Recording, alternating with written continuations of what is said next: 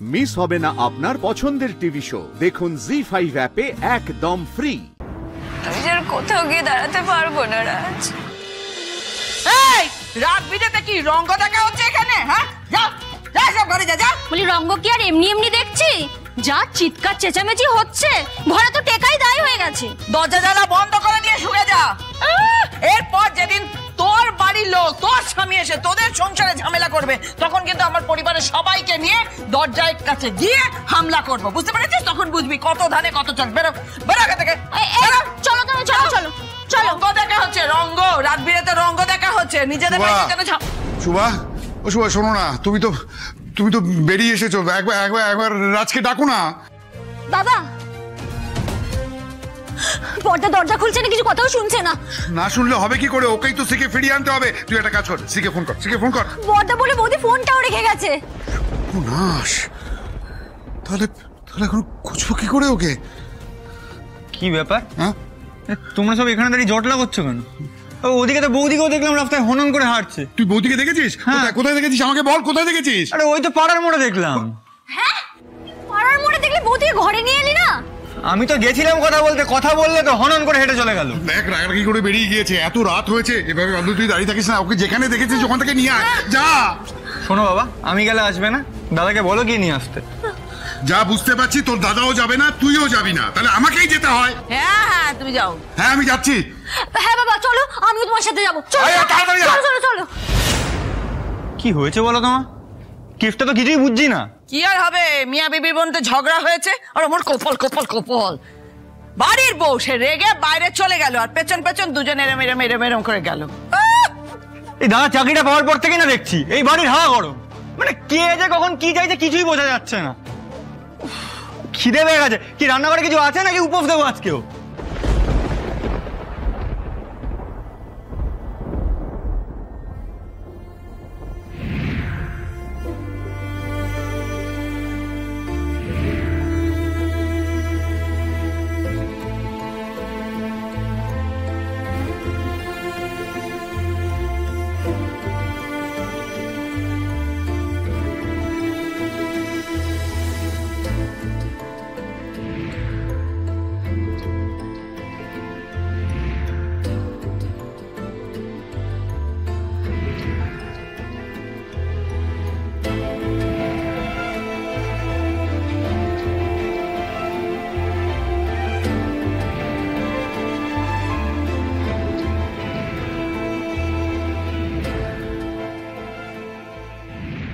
আর তুমি যদি আজকে আমাকে জবাব না দাও, তবে আমিও বুঝে যাবো যে তোমার আর সতীশের রিলেশনটা প্রফেশনাল না। বুঝে যাবো যে তুমি আমাকে কোনোদিনও ভালোবাসোনি।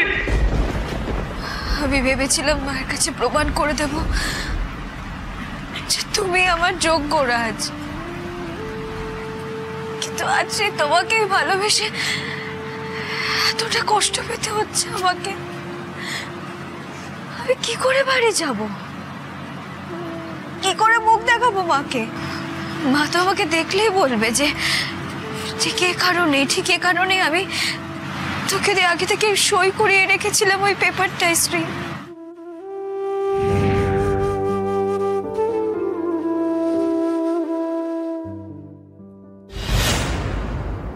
আমি আর কোথাও গিয়ে দাঁড়াতে পারবো না রাজ,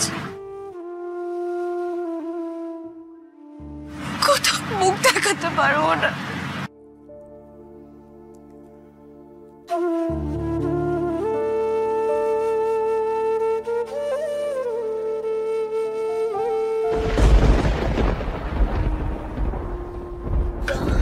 কোথায় গেল বলো তো বাবা? আচ্ছা বাবা, ওদিকটা গিয়ে দেখি বলো। ওদিকটা যাবি? হ্যাঁ ওদিকটা চলো। চল তাড়াতাড়ি আয়। চলো।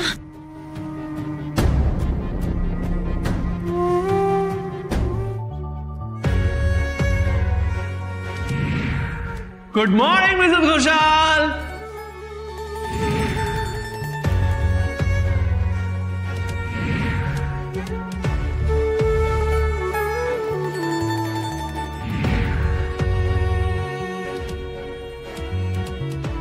কিরে তুলি, তুই তো বললি এদিকে আসছে, এখানে তো দেখতে পাচ্ছি না তোর বৌদিকে। হ্যাঁ বাবা।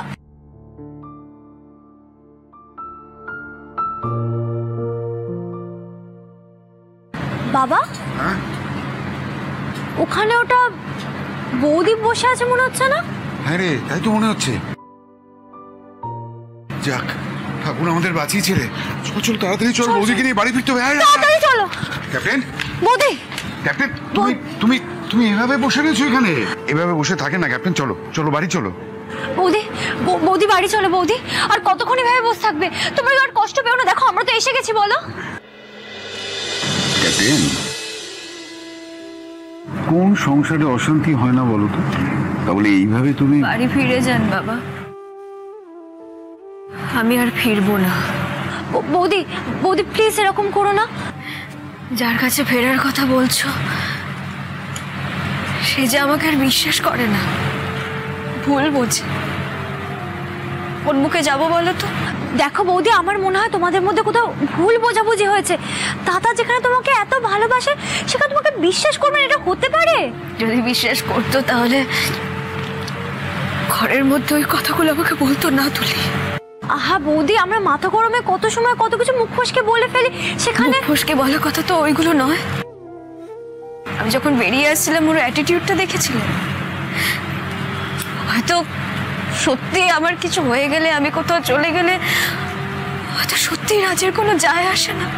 আর আমরা যে তোমার সম্পর্কে ভাবি, আমাদের যে যায় আসে, সেটা সম্পর্কে একবারও ভাবলে না? আচ্ছা ক্যাপ্টেন, তোমার পরিবার বলতে কি শুধুমাত্র রাজ? স্ত্রী আমার কাছে অনেক কিছু লুকাতে পারে, কিন্তু আমি সবার কাছে লুকাবো না। এই টাকাটা আমি জোগাড় করব। বিপাশা ম্যাডাম আমাকে টাকাটা দেবেন আর আমার স্ত্রীর পাশে দাঁড়াবে। এত কিছুর পরও তুমি গো ধরে বসে আছো যে ওই বিপাশার কাছ থেকে তুমি টাকা নেবে।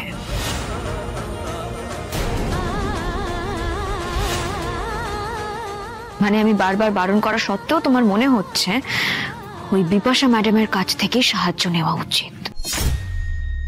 অবাক হয়ে যাচ্ছে আমি।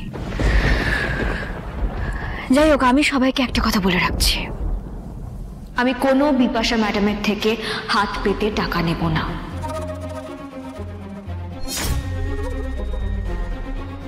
আমার কারোর সাহায্যের দরকার নেই। আমাকে একটা কথা বলে, এই 5 লাখ টাকা ওই বিপাশা ম্যাডামের কাছে চাইলেই দেবে? হয় নাকি? মা, ওদের কাছে এই টাকাটা কোনো ম্যাটারই না। আর তাছাড়া ওদের আমায় প্রয়োজন, ব্যাপারটা বোঝার চেষ্টা করো। আর আমি তো কোনো কন্ট্রাক্টে সাইন করছি না, আমি যে কোনো সময় ছাড়তে পারি, এটা ওরা জানে। বাবা, তোকে আটকে রাখার জন্য এতগুলো টাকা দেবে? আমি তো বিশ্বাস করতে পারছি না। ছাড়ো না এই সমস্ত কথা। বৌমা ফিরেছে, রাত হয়ে গেছে অনেক, তুমি একটু ওদের খাওয়া দাওয়ার ব্যবস্থা করো না। না না, আগে এই 5 লাখ টাকার হিসেবটা ঠিক করি। দেখ বাবা, যদি বিপাশা ম্যাডাম ওই 5 লাখ টাকা দেয় দিক না, কিন্তু সেটা জলে ফেলবি কেন? তুই তোর মতো কাজ কর, ও ওর মতো কাজ করবে। চাকরি ছাড়ার তো কোনো দরকার নেই। আমি চাকরিটা ছাড়বো না মা। জি5 ডাউনলোড করুন আর সব এপিসোড দেখুন একদম ফ্রি।